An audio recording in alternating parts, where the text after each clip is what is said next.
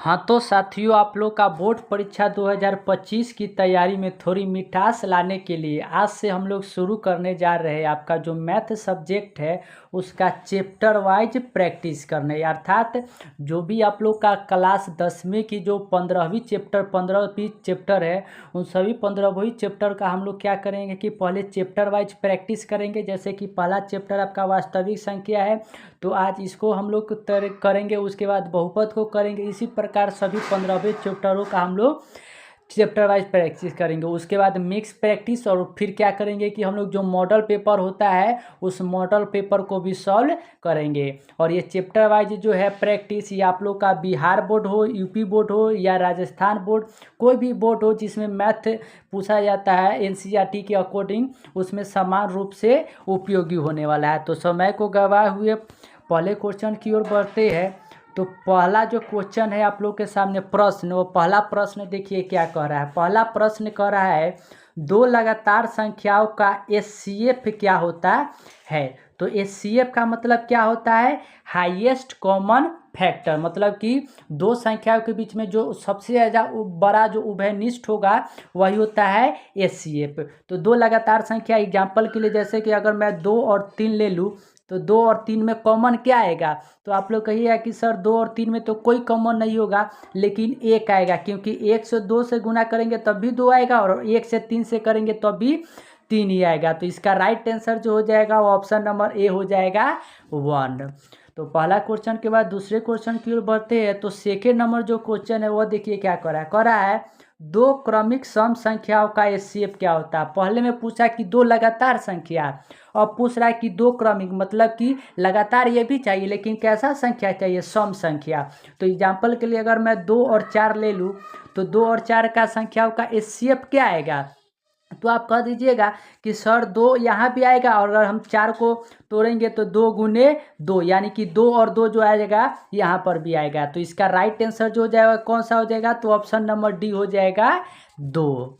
तीसरे नंबर प्रश्न की ओर बढ़ते हैं। तो तीसरा नंबर जो प्रश्न है वह देखिए क्या कर रहा है। तीसरा नंबर प्रश्न कर रहा है 144 के अभाज्य गुणनखंड में 2 का घातांक क्या है। तो सबसे पहले कहा है अभाज्य गुणनखंड। तो अभाज्य गुणनखंड क्या होता है, वैसे संख्या जो सिर्फ एक से या खुद से भाग होती है वैसे संख्या को अभाज्य संख्या कहते हैं। जैसे कि 2, 3, 5, 7, उसके बाद 11, उसके बाद 13 हो जाएगा, 17 हो जाएगा, 19 हो जाएगा, इस प्रकार से। तो यहाँ पर कह रहा है कि 144 का अभाज्य गुणनखंड। तो 144 को अभाज्य गुणनखंड करने के लिए 144 को सबसे पहले लिख लेंगे, भाग करेंगे तो 2 से भाग करेंगे तो 144 कितने मरतबे चला जाएगा, तो 72 मरतबे। 2 से भी भाग करेंगे तो ये चला जाएगा 36 मरतबे। 2 से भाग करेंगे तो 18 मरतबे। फिर 2 से भाग करेंगे तो अब आ जाएगा 9 मरतबे, और 9 को भाग करेंगे तो यह 3 से कटेगा। यानी कि यहाँ पर अगर 2 के को गिना जाए तो 1 बार, 2 बार, 3 बार और 4 बार, यानी कि 2 का पावर कितना आ जाएगा 4। और पूछा है कि 2 का घातांक, तो घातांक कितना हो गया 4। तो इसका राइट आंसर जो बन जाएगा वो ऑप्शन नंबर बी बन जाएगा 4। क्वेश्चन नंबर 4 की ओर बढ़ते हैं। तो क्वेश्चन नंबर 4 जो है वह है यदि ए और बी अभाज्य संख्याएं है तो ए और बी का एलसीएम क्या होगा। तो सिंपल सा हम लोग फार्मूला जानते हैं कि दो संख्याओं का गुणनफल जो होता है वह एलसीएम और एचसीएफ के बराबर होता है। और ए और बी क्या है, अभाज्य संख्या। जैसे कि एग्जांपल के लिए आप समझिए 1 है और एक 3 है, 1 और 3 दोनों क्या है, अभाज्य संख्या। या इसको हटा दे तो आप लोग के एग्जांपल के लिए 2 और 3 ले लेते हैं। 2, 3 क्या है, अभाज्य संख्या है। अगर इसका एलसीएफ निकालने के लिए बोले गए तो आप लोग कहिएगा कि सर 2 और 3 का एलसीएफ जो हो जाएगा वो हो जाएगा 6। क्यों, क्योंकि ये दोनों अभाज्य संख्या है, और अभाज्य संख्या में क्या हो जाता है कि दोनों संख्याओं का गुना हो जाता है। तो इसका right answer option number C हो जाएगा, ए इंटू बी हो जाएगा। क्वेश्चन नंबर 5 की ओर बढ़ते तो क्वेश्चन नंबर 5 क्या दिया हुआ है कि पूछ रहा है कि पाई बटा में 3 क्या है। तो ये तो बहुत ही सिंपल क्वेश्चन है, क्योंकि हम लोग जानते हैं कि पाई क्या है, पाई एक अपरिमेय संख्या है, क्योंकि इसको हम लोग पी बटा क्यू के रूप में नहीं लिख सकते। और ये भी हम लोग जानते हैं कि अगर कोई भी अपरिमेय संख्या है तो उसको जोड़ेंगे, घटाएंगे, गुना करेंगे या भाग करेंगे किसी दूसरे संख्या से तो वो भी संख्या क्या होगा, अपरिमेय। तो इसका राइट आंसर बन जाएगा ऑप्शन नंबर ए, अपरिमेय संख्या। क्वेश्चन नंबर 6 की ओर बढ़ते हैं तो प्रश्न नंबर 6 क्या कर रहा है कि 32 का अभाज्य गुणनखंड ज्ञात करें। तो इससे चौथा नंबर क्वेश्चन में अगर आप लोग को याद होगा तो 144 का जिस प्रकार निकाले हैं 32 का भी निकालेंगे हम लोग। तो निकाल लेते हैं। 32 को रखेंगे, 2 से भाग करेंगे तो 32 कर जाएगा 16 मरतबे, 2 से फिर करेंगे तो 8 मरतबे, 2 से करेंगे तो 4 मरतबे चला जाएगा। फिर 4 को अगर हम लोग 2 से करेंगे तो 2 मरतबे चला जाएगा। तो यहाँ पर 2 देखिए क्या है, 1 2 3 4 और 5 कितना बार आया है, 2 का पावर 5। तो इसका right answer option number B हो जाएगा, 2 का पावर 5। क्वेश्चन नंबर 7 की ओर बढ़ते हैं तो कह रहा है 7 क्या कि 0 और 25 के बीच विषम संख्याओं की संख्या कितनी है। तो ये तो बहुत ही सिंपल है, आप लोग ऐसे गिन सकते हैं कि 1 3 5 7 9 11 13 15 17 19 21 23 और 25 इस प्रकार से गिन लीजिएगा। तो गिनिए 1 2 3 4 5 6 7 8 9 10 11 12 13 कितना हो गया, 13 हो गया। तो इसका राइट आंसर जो जाएगा वो ऑप्शन नंबर सी हो जाएगा, 13 हो जाएगा। क्वेश्चन नंबर 8 की ओर बढ़ते हैं तो क्वेश्चन नंबर 8 कह रहा है कि निम्नलिखित संख्याओं में से परिमेय संख्या पहचाने। तो परिमेय संख्या क्या होता है, तो परिमेय संख्या का पहचान होता है कि वह संख्या जिसको हम लोग p बटा q के रूप में लिख सकते हैं, जहाँ पर q जो होता है वह 0 के बराबर नहीं होता है। आप लोग को चैप्टर वाइज प्रैक्टिस के दौरान मैं सारे जो भी कॉन्सेप्ट होता है उस कॉन्सेप्ट को बताने की कोशिश करूंगा। जैसे कि यहाँ पर परिमेय संख्या को मैंने अच्छी तरह से डिफाइन कर दिया कि वह संख्या जिसको हम लोग p बटा q के रूप में लिख सकते हैं, जहाँ q जो है वह 0 के बराबर नहीं होता है, उसे हम लोग परिमेय संख्या कहते हैं। तो यहाँ देखिए कौन सा संख्या है, तो √10 क्या है, एक अभाज्य संख्या है, सॉरी अपरिमेय संख्या है। √5 भी अपरिमेय, √3 भी अपरिमेय है। लेकिन √25 क्या है, परिमेय। क्यों, क्योंकि √25 जो है यह 5 का क्या है, वर्गमूल। तो इसको जब हम लोग सॉल्व करेंगे तो यह आ जाएगा 5 और नीचे में होगा 1। तो यह p बटा q का रूप है। तो इसका राइट आंसर बन जाएगा ऑप्शन नंबर डी, √25 पे। क्वेश्चन नंबर 9 की ओर बढ़ते तो 9 नंबर जो क्वेश्चन है वो देखिए क्या कर रहा है, निम्नलिखित संख्या में से कौन परिमेय संख्या नहीं है। परिमेय संख्या नहीं है, ध्यान दीजिएगा, कह रहा है नहीं है। नहीं है मतलब क्या है कि उसको हम लोग p बटा q के रूप में नहीं लिख सकते हैं। तो यहाँ पर देखिए कि रूट के अंदर कौन सा संख्या है जो किसी भी संख्या का क्या है कि वर्गमूल नहीं है। तो 625 होता है 25 का, यानी कि ये होगा। 225 होता है 15 का, यानी कि ये भी होगा। √81 होता है 9 का वर्गमूल, तो ये भी होगा। लेकिन √125 किसी भी संख्या क्या नहीं होता है। तो इसका right answer option number D हो जाएगा। क्वेश्चन नंबर 10 की ओर बढ़ते तो 10 नंबर जो प्रश्न है वह देखिए करा है कि निम्नलिखित में से किसका दशमलव प्रसार शांत होगा। क्या होगा, शांत होगा।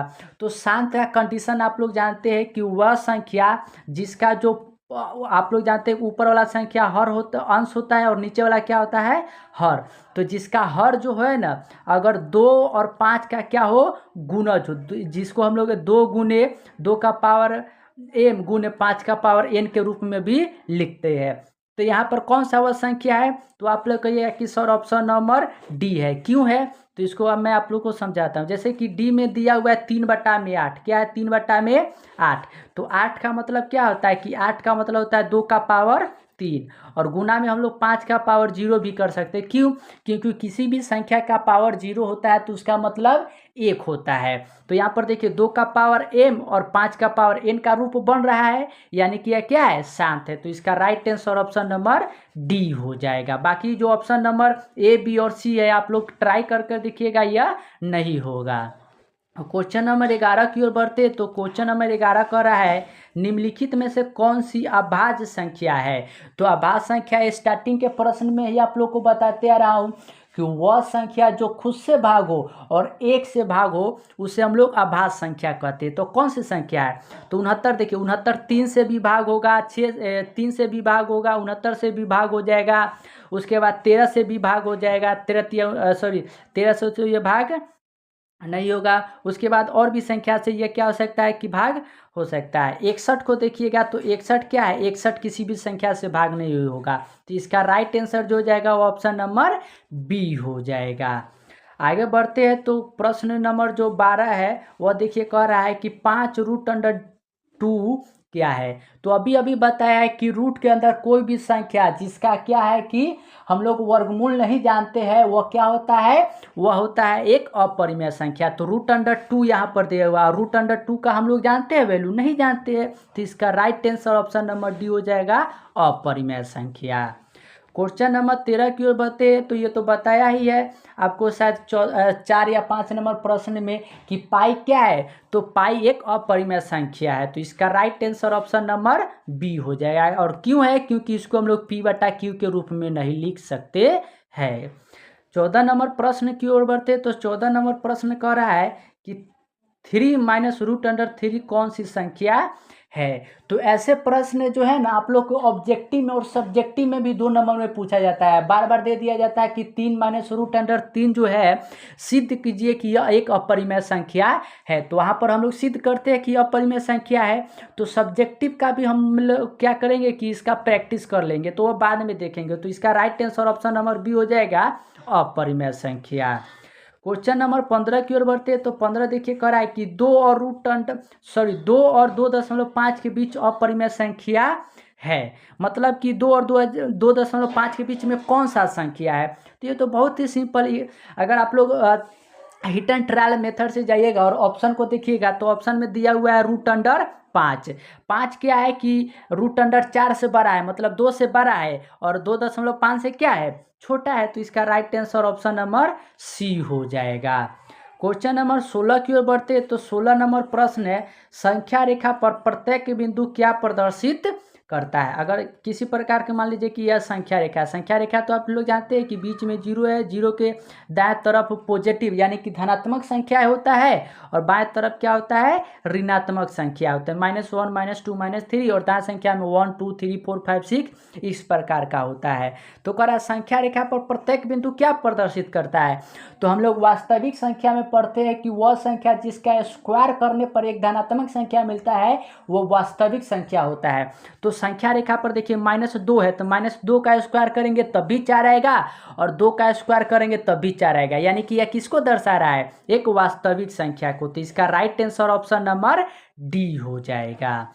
प्रश्न नंबर 17 की ओर बढ़ते। तो प्रश्न नंबर 17 जो है वह देखिए क्या कह रहा है। 17 कह रहा है यदि दो संख्याओं का गुणनफल 2166 है एवं उनका मौसम 19 है, तो पूछ रहा है कि एलसीएम क्या होगा। तो आप लोग फार्मूला जानते हैं कि अगर दो संख्या मान लीजिए कि ए और बी है, तो इसका फार्मूला होता है कि ए गुने बी जो होगा ना, वह ए बी का एलसीएम और ए बी के एचसीएफ के बराबर होगा। तो अगर इसी फार्मूला पर रखिएगा तो दो संख्या का गुणनफल है 2166, एलसीएम हम लोग को निकालना है, और मौसा दिया हुआ 19, तो यह 19 हो जाएगा, और गुना में मान लेंगे कि हम लोग एलसीएम को एल। तो 19 से अगर हम लोग 2166 को काटने का कोशिश करें तो 19 से कम 19 से 2 उधर चला जाएगा, तो फिर आ जाएगा 19 से कम 19, उधर चला जाएगा कितना। तो अगर हम लोग 26 में से 19 घटाएंगे तो 7, तो 7 उधर चला जाएगा तो 76, तो 19 चौका 76, यानी कि कितना आ गया 114। तो इसका right answer option number B हो जाएगा। तो आप लोग फॉर्मूला याद रखिएगा कि दो संख्याओं का गुणनफल जो होता है वह एलसीएम गुने एचसीएफ के बराबर होता है। क्वेश्चन नंबर 18 की ओर बढ़ते हैं। तो 18 नंबर प्रश्न देखिए क्या रहा है कि दो अंकों की कितनी संख्या है जो 3 से विभाज्य है। अब ध्यान दीजिएगा यहाँ पर क्या रहा है कि 2 अंकों की संख्या। तो 2 अंकों की संख्या मतलब क्या है कि 100 से छोटा ही होना चाहिए, क्योंकि 100 क्या हो गया 3 अंकों का। जैसे कि यहाँ देखिए 100 लिखेंगे तो 100 क्या है 3 अंकों का संख्या हो गया, लेकिन कहा है 2 अंक, मतलब 1 से लेकर भी नहीं, हमको 10 से लेकर 99 के बीच में चेक करना है कि आखिर कितनी संख्या जो है वह क्या है 3 से विभाज्य है। तो इसको हम लोग समांतर श्रेणी से भी कर सकते हैं। कैसे कर सकते हैं कि समांतर श्रेणी से 3 से विभाज्य होने वाला संख्या सबसे छोटा संख्या है 12, सबसे छोटा संख्या अगर हम लोग देखेंगे तो हो गया 12 हो गया, और सबसे बड़ा संख्या देखेंगे तो वह कौन सा हो जाएगा 99 हो जाएगा। तो फॉर्मूला हम लोग जानते हैं क्या कि Tn बराबर होता है a plus n minus 1 into D. तो a का वैल्यू हो गया 12 प्लस n का वैल्यू नहीं जानते तो n माइनस 1, और d का वैल्यू हो गया 3, और इधर हो जाएगा 99।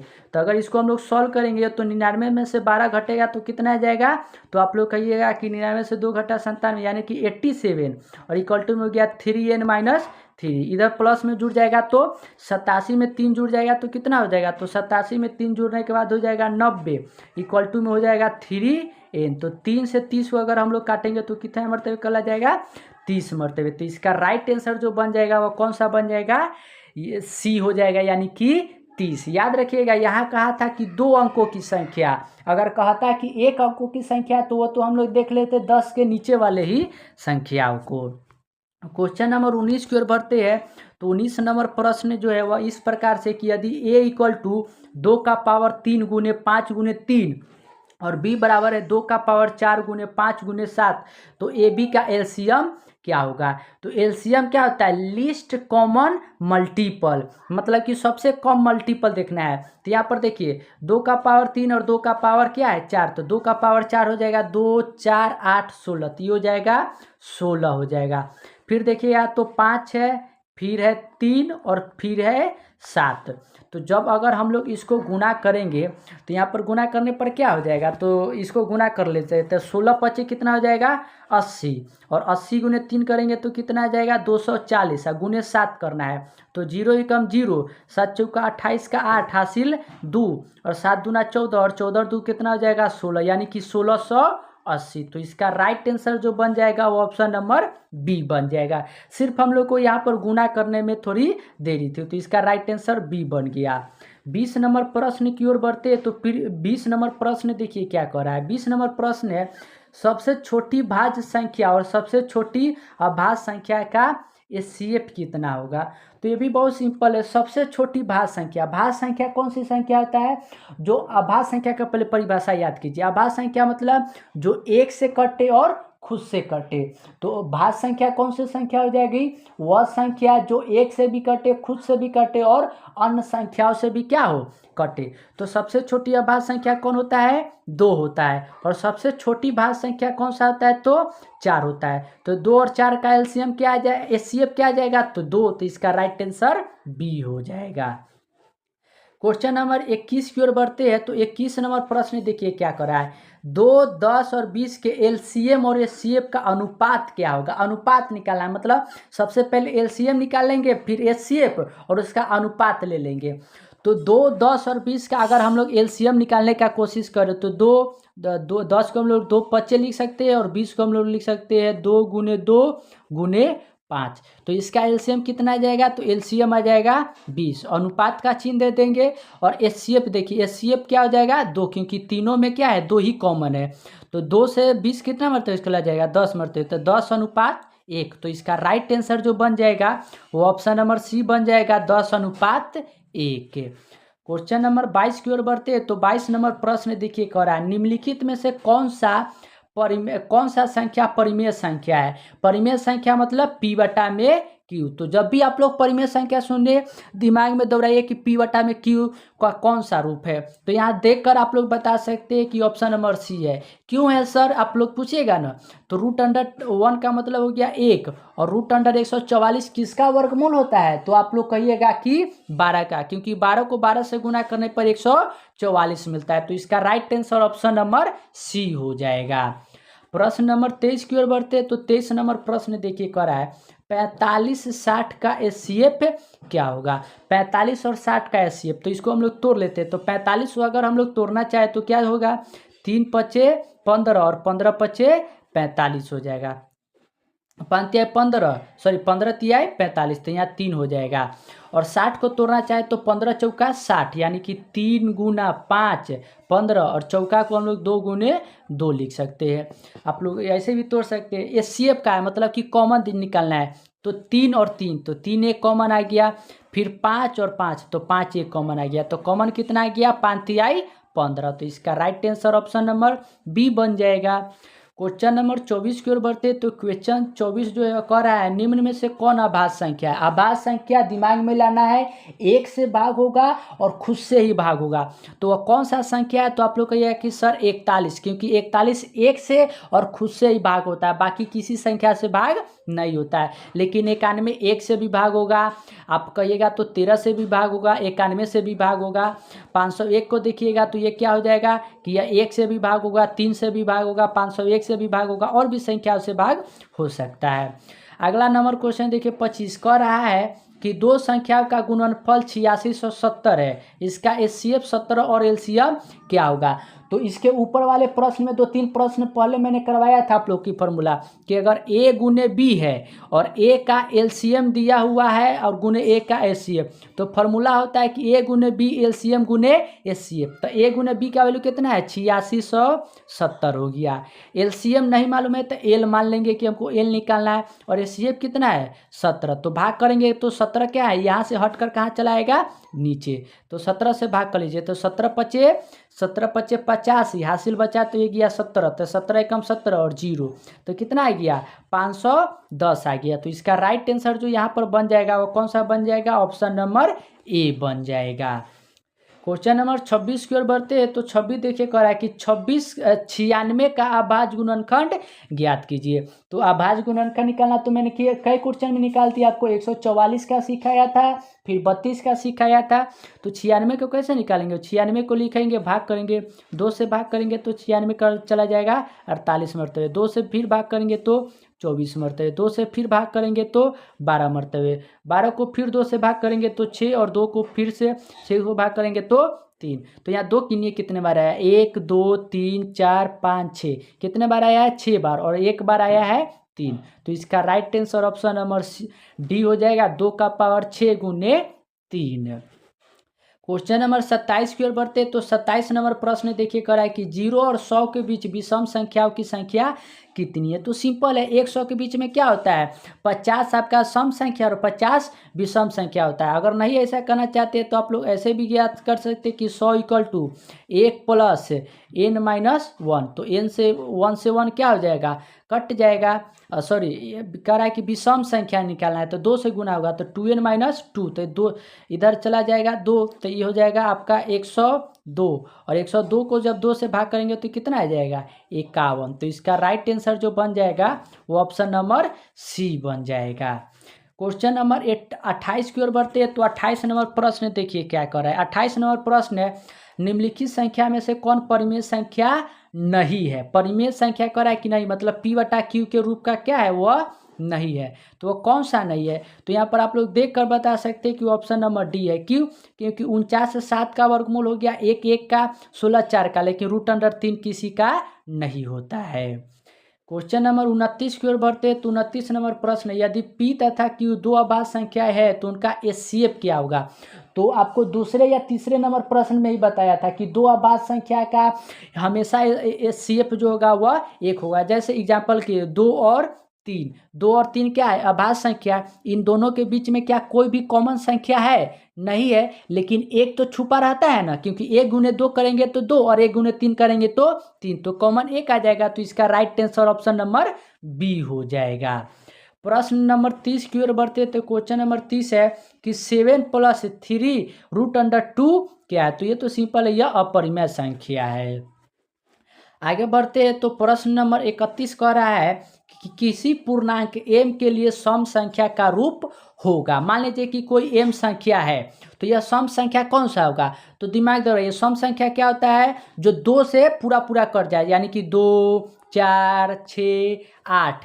तो ये सब क्या है 2m का रूप है, क्योंकि अगर m के जगह पर 1 रखेंगे, 2 रखेंगे, 3 रखेंगे, 4 रखेंगे तो 2 4 6 8 10 12 14 इस प्रकार से हम तो मिलते चला जाएगा। तो इसका right answer option number A हो जाएगा, यानी कि 2m।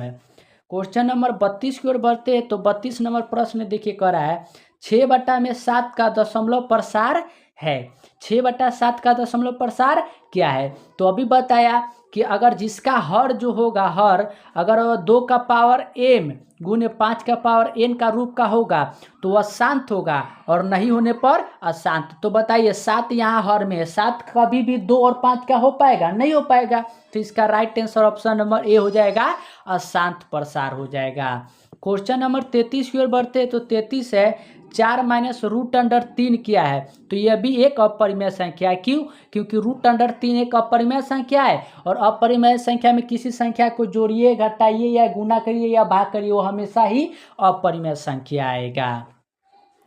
क्वेश्चन नंबर 34 की ओर बढ़ते हैं। तो 34 नंबर प्रश्न है कि निम्नलिखित में से कौन अपरिमेय संख्या है। अपरिमेय संख्या फिर से पूछ लिया है, मतलब कि p बटा क्यू के रूप का नहीं होना चाहिए। तो कौन है वो? ऑप्शन नंबर डी है, √2। अभी से अगर आप लोग देखिएगा तो आपके बोर्ड एग्जाम का अगर फरवरी या मार्च में होगा तो 3 या 4 महीने अप्रोक्स बचा हुआ है। तो ऐसे प्रश्न जिसमें परिमेय, अपरिमेय, एलसीएम, एचसीएफ ऐसा पूछता है तो उसको तो आपको देखते ही क्या कर देना है, सॉल्व कर देना है। और इसीलिए तो मैं प्रैक्टिस करवा रहा हूँ ताकि आप लोग का जो बोर्ड परीक्षा का एग्जाम अगले 3-4 महीने में होगा उसमें आप अच्छे से अच्छे नंबर पा सके। तो 34 नंबर के बाद 35 नंबर क्वेश्चन की ओर बढ़ते हैं। तो ये भी देखिए क्या है, कह रहा है कि 2.1311131113 ये क्या है? तो सिंपल है कि ये क्या है, लगातार बढ़ते जा रहा है, मतलब इसका कोई एक निश्चित वैल्यू नहीं, मतलब p बटा क्यू के रूप का है नहीं है, तो यह अपरिमेय संख्या हो जाएगा।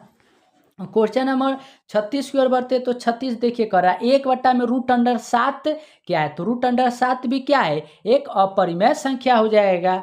क्वेश्चन नंबर 37 की ओर बढ़ते तो 37 देखिए कर रहा है कि 5.2372 क्या है? अब यहाँ पर बच्चे फंस जाते हैं। यहाँ पर बच्चे क्या समझते हैं कि सर ने तो कहा था कि अगर 2-3 संख्या आगे बढ़ गया और नहीं कट रहा है तो वह क्या हो जाता है कि वह अपरिमेय संख्या हो जाता है। लेकिन बच्चे यहाँ तो ऑप्शन में देखिएगा तो यहाँ अपरिमेय संख्या नहीं दिया हुआ है, तो बच्चे इसमें कन्फ्यूज नहीं होंगे, लेकिन जिसमें दिया होगा उसमें आप लोग कन्फ्यूज हो जाएगा।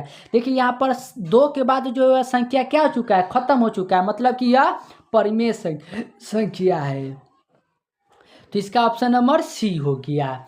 क्वेश्चन नंबर 38 की ओर बढ़ते हैं तो 38 नंबर प्रश्न आप लोग समझने का कोशिश करिएगा। कह रहा है कि n एक प्राकृतिक संख्या है तो √n क्या होगा? सिंपल है, n प्राकृतिक संख्या, तो मान लीजिए कि n एक 2 हो गया, n क्या है 2 हो गया, और n मान लीजिए कि 4 भी हो सकता है, 2 और 4 कोई भी हो सकता है। तो जब अगर हम लोग इसका रूट लेंगे तो √2 तो एक अपरिमेय संख्या, लेकिन √4 क्या है, यह एक परिमेय संख्या है, क्योंकि यह 2 का क्या है, वर्गमूल है। तो यह कभी परिमेय संख्या और कभी अपरिमेय संख्या हो सकता है। तो राइट आंसर सी हो जाएगा। क्वेश्चन नंबर अगर आप लोग 39 को देखिएगा तो कह रहा है कि सबसे छोटी पूर्ण संख्या जो 16, 20 और 24 से पूर्णतः भाजो, मतलब सबसे छोटा संख्या कौन सा है, जो 16, 20 और 24 तीनों से जो है ना वह भाग होना चाहिए। तो इसके लिए तरीका क्या होता है कि 16, 20 और 24 का हम लोग एलसीएम निकालते हैं। क्या निकालते हैं? एलसीएम, और उसका गुणक देख, या तो वही संख्या होता है या उसका गुणक होता है। तो अगर हम लोग इसका एलसीएम निकालने का कोशिश करेंगे तो 16, 20 और 24 का एलसीएम क्या हो जाएगा? तो 16 हो जाएगा आपका 4 का स्क्वायर, मतलब इसको लिखना चाहे तो 2 का पावर 4 हो जाएगा। 20 को लिखना चाहिएगा तो 2 का पावर 2 गुने 5, और 24 को लिखना चाहिएगा तो ये हो जाएगा 6 चौका 24, यानी कि 2 का पावर 3 गुने 3 हो जाएगा। तो इसका हो जाएगा 2, 4, 8, 16, 16, 25, 80, और 80 गुना हो जाएगा 3, 80 गुना 3 यानी कि 240, यानी कि 240 का जो है ना कोई क्या होना चाहिए, मल्टीपल होना चाहिए। तो 240 का मल्टीपल जो हो जाएगा वह 12 हो जाएगा। 240 को जब आप लोग 5 मरतबे गुना करिएगा तो कितना है, 24 + 120, और 0 लास्ट में हो जाएगा तो 1200, क्योंकि सबसे छोटी संख्या का है, इसलिए ऑप्शन नंबर बी हो जाएगा। और यहाँ सॉरी यहाँ पर आप लोग ध्यान दीजिएगा, यहाँ पर प्रश्न जो कह रहा है वो कह रहा है कि वर्ग रहना चाहिए। क्या रहना चाहिए? वर्ग। वर्ग मतलब जिसको रूट अंडर में डालेंगे तो जब निकलेगा तो वह क्या निकलेगा, पूर्ण संख्या बन के। तो ऐसा संख्या जो है वह 24 से अगर आप लोग 240 से भाग करिएगा 3600 को, तो यह भी क्या है कि यह भी कट जाएगा, 24 से कम 24, 15 मरतबे कटने जाएगा। कितने मरतबे कट जाएगा? 15 मरतबे। और 3600 किसका वर्ग होता है? तो आप लोग कहिएगा कि 60 का। तो इसका right answer option number A हो जाएगा। तो आप लोग भी ऐसे सिली मिस्टेक करने से बचिएगा। अगर यहाँ पर लिखता वर्ग हटाकर सिर्फ कहता है कि सिर्फ कहता है कि सबसे छोटी संख्या, तो वो हो जाएगा 1200, लेकिन पूर्ण वर्ग का है तो हो जाएगा 3600। उसके बाद 40 नंबर प्रश्न की ओर बढ़ते तो 40 नंबर देखिए कह रहा है कि निम्नलिखित में से किसका दशमलव प्रसार क्या है, शांत है। शांत है मतलब जिसका हर जो होना चाहिए वो क्या होना चाहिए, 2 का पावर m और 5 का पावर n का रूप का होना चाहिए। और वह कौन सा संख्या है? तो आप लोग कहिएगा कि सर ऑप्शन नंबर वह डी हो जाएगा, 13/625। आप कहिएगा कि सर ऐसा क्यों हो जाएगा? तो देखिए समझिए, 13 का तो 13 ऊपर आ जाएगा, 625 जो होता है वह क्या होता है? तो 50 25 25 पर 125 और 125 25 हो जाए 625, यानी कि 5 का पावर 4 होता है। और गुना में हम अपने मन से 2 का पावर 0 लिख सकते हैं, क्योंकि इसका मतलब तो एक ही हो गया।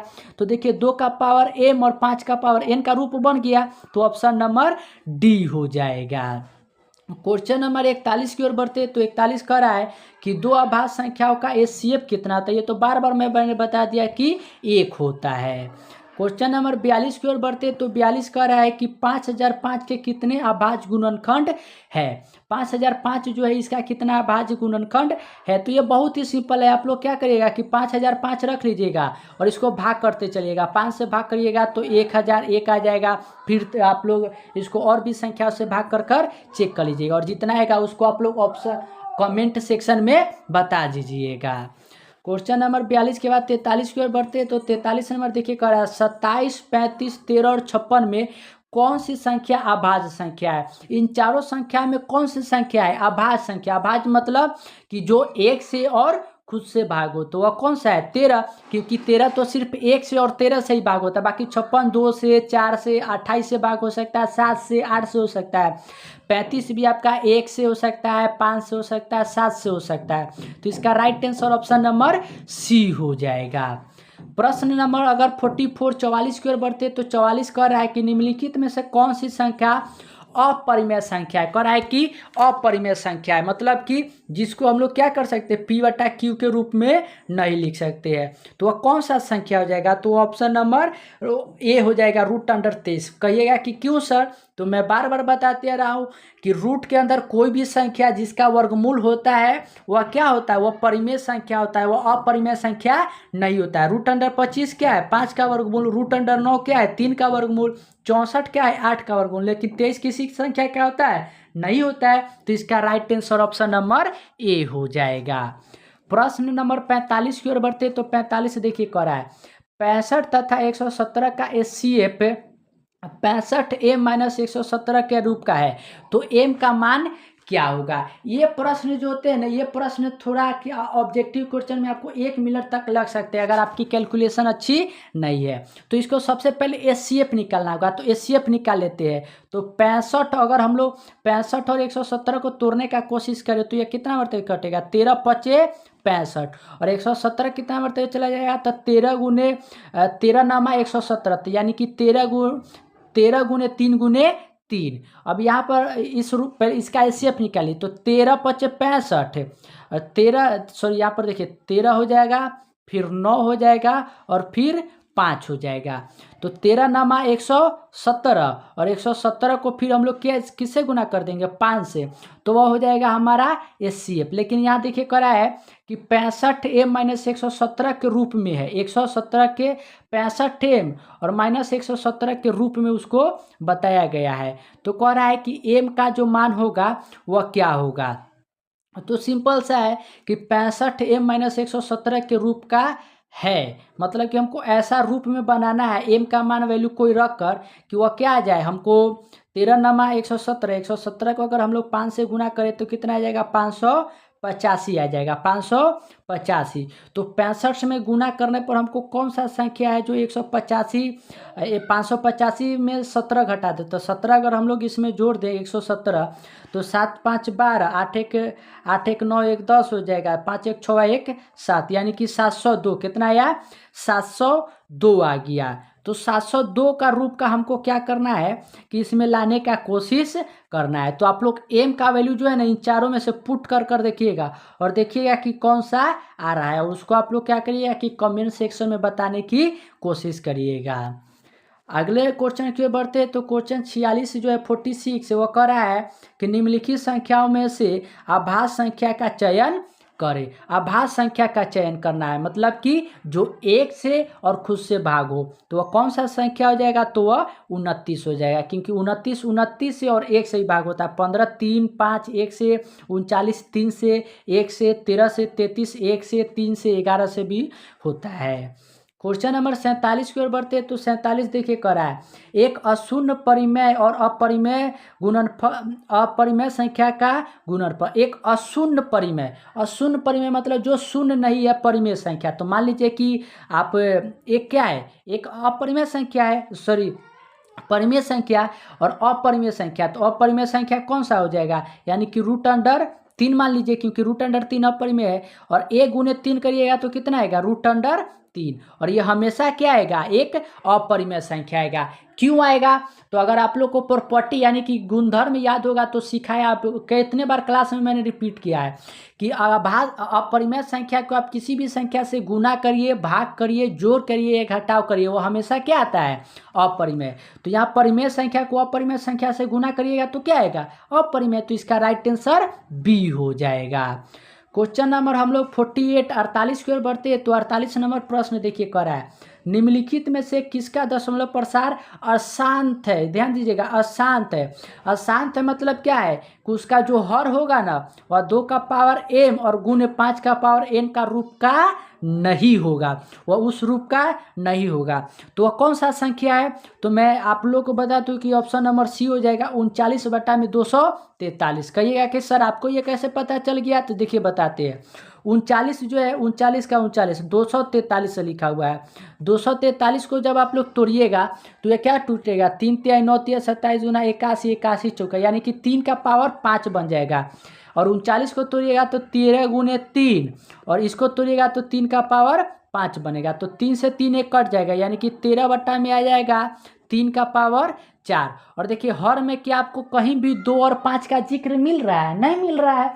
तो यह हो जाएगा ऑप्शन नंबर सी। बाकी 50 में, 625 में और 1600 में भी क्या मिलेगा, आपको जिक्र मिल जाएगा, इसलिए option number C right answer हो जाएगा। प्रश्न नंबर 49 की ओर बढ़ते हैं। तो 49 देखिए करा है, 6, 8 और 22 का एलसीएम और एचसीएफ का अनुपात याद करिए। बीच में भी एक क्वेश्चन आप लोग को आया था 20-23 के प्रश्न में, शायद आप लोग देख लीजिएगा पीछे। तो एलसीएम और एचसीएफ, तो सबसे पहले एलसीएम इसका निकाल लेते हैं। तो 6 को तोड़ेंगे तो 6 कितना टूटेगा, 2 गुने 3। 8 को तोड़ेंगे तो 2 का पावर 3, क्योंकि 2 दूना 4 दूना 8। और 22 को तोड़िएगा तो 2 गुने कितना टूटेगा, 11। अब इसका सबसे पहले एलसीएम निकालते हैं। तो एलसीएम कितना हो जाएगा, 2 का पावर 3 सबसे बड़ा है तो 8, फिर 3 हो जाएगा, फिर हो जाएगा 11। तो इसका देखिए ये हो जाएगा आपका एलसीएम। हम लोग अनुपात का चिन्ह दे देते हैं। एचसीएफ देखिए, एचसीएफ में क्या है, 2 2 2 2 आ जाएगा, तो 2 यहाँ हो गया। इसको काट लीजिए, तो 2 से 8 कितने मरतबे चला जाएगा, 4 मरतबे। तो 4 तिहाई 12, और 12 को जब हम लोग 11 से गुना करेंगे तो कितना आएगा, 132। तो 132 अनुपात 1 जो है वह राइट आंसर हो जाएगा। प्रश्न नंबर 50 की ओर बढ़ते हैं, और आज के लास्ट और वास्तविक संख्या का आपका लास्ट प्रश्न जो है वह इस प्रकार से कि 11/15 का दशमलव प्रसार क्या होगा, यानी कि शांत है कि अशांत, मतलब कि उसका जो हर होगा, हर वह 2 का पावर m गुने 5 का पावर n का रूप का है कि नहीं है। अगर 11/15 होगा तो आप लिखिएगा कि शांत है, अगर नहीं होगा तो लिखिएगा कि अशांत है। तो आप लोग को इसका जो है आंसर आप लोग को कमेंट सेक्शन में बताना है। और बाकी जो भी प्रश्न बीच में आपको 2-3 प्रश्न दिए हैं उसका भी आंसर क्या करना है कि आपको कमेंट सेक्शन में बताना है। और इसी प्रकार वास्तविक संख्या में जैसे हम लोगों ने अभी 50 प्रश्न किए, उसी प्रकार बहुपद होगा, दुर्घात समीकरण हो, त्रिकोणमिति हो, कोई भी चैप्टर हो, 15वीं चैप्टर तक हम लोग सभी चैप्टर को क्या करेंगे, अच्छी तरह से पढ़ लेंगे। उसके बाद मिसलेनियस प्रैक्टिस मॉडल पेपर को सॉल्व करेंगे, जिससे आपका जो 3 महीना में है वो आपके मैथ में कम से कम जो हो वह 80% नंबर आप लोग इजीली प्राप्त कर सके। तो वीडियो देखने के लिए आप लोग को शुक्रिया।